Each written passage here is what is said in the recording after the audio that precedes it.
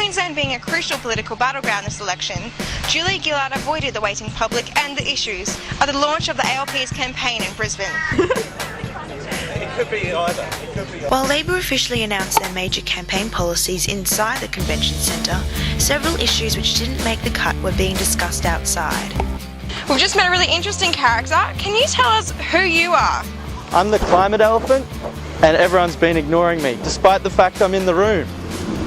Very good point. You're hard to ignore. We just want to get the message across to, well, Julia today, that the youth are engaged on climate and they want a price on carbon and they're willing to vote on the issue. So you're disappointed that we haven't seen Julia this morning? Yes, incredibly. I can't believe that they need to sneak into their own campaign launch. I mean, I would have been happy just for a wave and a pat, but no luck. Exactly.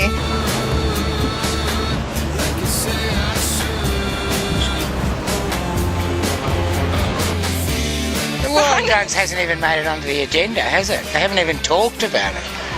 So that's the elephant in the room, I reckon. We've just spoken to the climate change elephant. You might be competing with him for that title. Well, we can help him too. Hemp is great for climate change. It's a seriously good carbon sink. Regulate the supply of cannabis and decriminalise it totally. Tax the sales, licence growers, organise a whole industry around it that was not criminal. And because it's a fantastic health product. How come we haven't got heaps of nutty people in Holland, in Portugal, in America, in California now? This is a unique thing to Australia, that cannabis causes psychosis.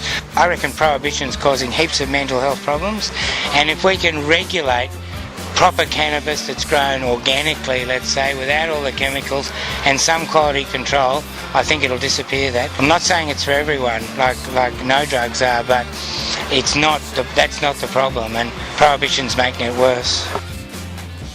Anybody who believes that unborn children's lives can be deliberately taken doesn't deserve to be our Prime Minister. These two men lost loved ones in Labor's highly criticised home installation scheme earlier this year.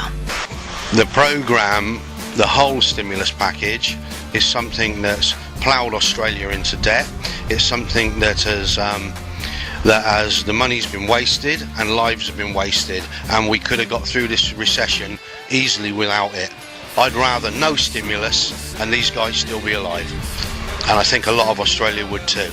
How do you feel about how she hasn't even come out the front today to greet, people like yourselves? Well, we feel that they probably went in the back way and they'll probably go out the back way because it's just too hard to face the families of these people. They can't do that. People want to see faces, want to talk to people. These people are faceless people. They don't want to talk to you. They've got no guts. No guts, no glory. You know what I mean? They're cowards in a coward's castle. And the day she stands up and tells the people and walks with the people, that's it. I say to her, resign. She's incompetent, and so is Rudd. And if he had any common decency, they would both fall on their sword. It's a sad day for Australia if they get back in. How can you vote for cowards?